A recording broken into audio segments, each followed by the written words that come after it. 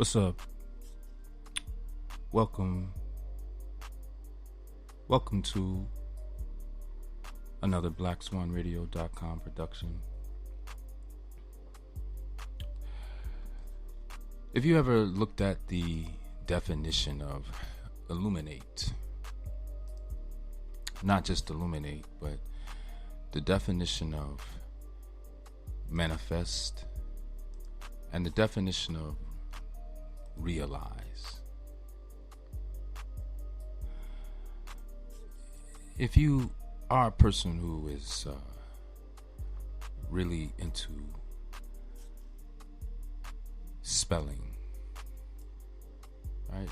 It's very important to be very specific with your words. I wrote in a poem, "Blessed are they who wisely sow words, so that at harvest its essence is sweet, least life tastes like it is a bitter weed." And thus my thoughts flow through two lips, aspiring from a tulip, right? Emerging from the dirt, just preaching darkness unto a new dawning. The point of today's message is to illuminate, and it specifically means make something visible or bright by shining light on it. I'm telling you to light up like a flash of lightning illuminated the house. But it also means, the second definition means to help, to clarify or explain, as in placing the events of the scriptures, Genesis, Revelations, in a broader historical context that helps to illuminate their significance.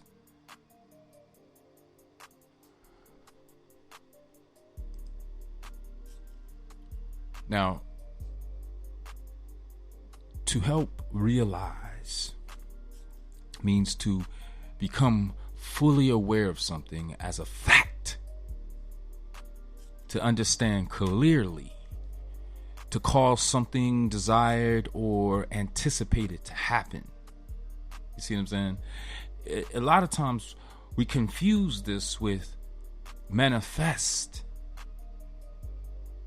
the ability to manifest. But no, to cause something desired or anticipated to happen. His best dreams have been realized. Her best dreams have been realized. Her dream has been realized. Her plan realized. His plan realized. His mission realized. But to become fully aware of something as a fact, not a belief. It begins with the belief, you see. It begins, I believe what he's saying may be true. Maybe it's not true. But then it's important to execute, to exercise, to experience, to experiment what you believe in order to getting to know, to realize whether it is fact or not, or myth.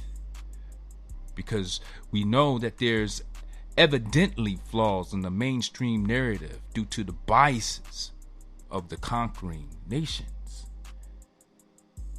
which is just a manifestation of the competitive nature in life on this planet Earth. See, to manifest specifically means to clear or obvious to the eye or mind, meaning it became present, or to display or show a quality or feeling by one's acts or appearance. To demonstrate, meaning Rondell manifested signs of wonder,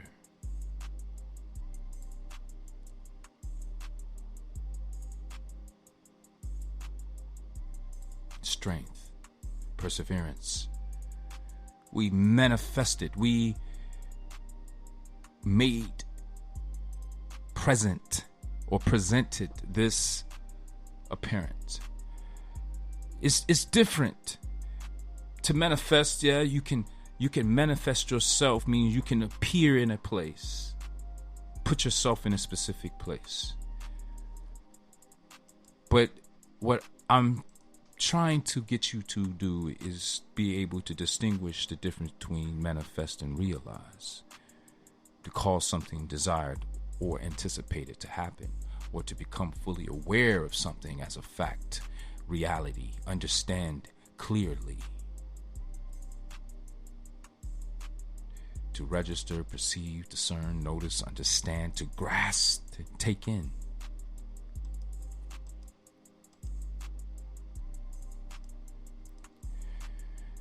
We didn't realize that the way we've been told the biblical story. And this is something that I really want to talk about, is the serpent. Now, originally, in the King James Version, it was chapter 3 begins, the serpent was more subtle than any beast of the field which the Lord God had made. Now, that subtle wasn't replaced by subtle, it was replaced by the word cunning. And cunning is telling us what to think of the serpent, rather than allowing us to determine for ourselves the disposition or the characteristics of the serpent. Cunning implies that it's showing skill in achieving one ends by deceit or evasion, meaning evasion of the truth or evidence. So we don't get to determine for ourselves, based off the facts and the narrative of the story and how it goes, whether or not the serpent was in fact being deceptive, right, or devious or sly. Subtle is different. And the serpent, what we don't know is that she was a goddess, Wajet, personified as the uraeus worn that adorned the crowns of the chief priest, which we call today pharaohs, who viewed themselves as the physical personifications of deities on this planet Earth, born to rule and to develop societies, to create and develop, raise up society, and their lives dedicated to the purpose of the Most High, fulfilling the purpose of the Most High. And we all walk forth in this vision, this intelligence that is granted to us, not from the outside of ourselves, but from within. In the silence, we hear the voice of God, not outside ourselves as thunder, because thunder, the speed of sound, comes after lightning, which means the enlightenment comes first, and it's in the silence. And it is where the power is. The thunder is just the byproduct, it's the aftermath. So we have to get our sensories aligned. That's what I'm trying to say. And so at the crown chakra in the center, where the red dot is placed in the Indian cultures, was Wajet, the eye of Ra. Right? And this was represented by the serpent, as the serpent is very similar to the way a woman, the ways of a woman. It's a metaphor. And also how life is given and received. See, life goes in to the mouth of the serpent. It's a metaphor for the woman's sexual organs, a birth canal, right? Inside the mouth of the serpent goes the sun, and outside, from within the serpent, right, the Son of Life is born.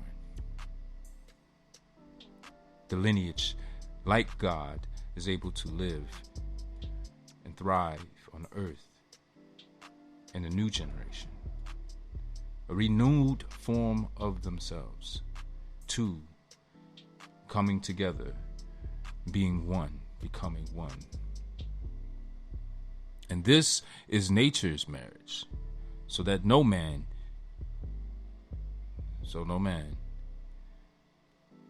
can come between them. And so this is the reason why the serpent was related to the woman, right? The serpent is not a he, the serpent is actually a she. And he said, has God indeed said, you shall not eat of every tree? And the woman said to the serpent, we may eat of the tree, of the trees of the garden, but of the fruit of the tree which is in the midst of the garden, God has said, you shall not eat, nor shall you touch it, lest you die. Then the serpent said to the woman, you will not surely die, for God knows that in the day you eat of it, your eyes will be opened. This is an illumination, right? Her eyes would be open. You see what I'm saying? This is the Wajet, the serpent goddess, giving wisdom, clarifying or explaining, making something visible to Eve, right? And so the woman saw.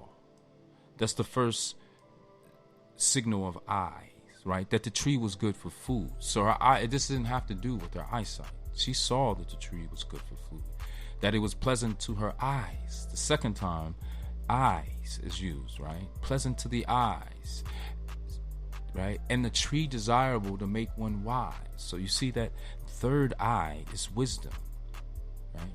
She took of its fruit and ate, so she also gave to her husband with her, and he ate. Then the eyes of both of them were opened, just as the serpent said. So was the serpent being cunning? No. And they knew that they were naked. So this means that they lost their innocence and gained knowledge because they were uncovered, unprotected, right? And they sewed fig leaves together. This didn't have anything to do with an apple, but the fig, because the fig is a reference to the tree of knowledge for many reasons. This is where women used to go for shade and exercise craft and tell stories and talk about what women talk about. But this was a place of shade, and the fruits were sweet. The females, not the capra figs, which are infested, are cursed by the fig wasp. And even the fig wasp is related to the metaphors of Christ, understanding that the males are born blind and flightless, and the females are born, right, with wings and antenna, and the males spend their lives inside this fig fruit, and their only purpose is to eat a way out and then impregnate the female fig wasps, who are gathering pollen in their breastplates. And so when the males finally form a way out of the fig, she flies off to either pollinate the flower with the pollen, or to lay her eggs in a capra fig. She needs to find a male capra fig to lay her eggs, or she can end up in a female fig and get caught in the stylus, and her body's absorbed the pollen as well to pollinate the flower. So this is a relationship between the fig wasp, and this is a relationship between understanding Genesis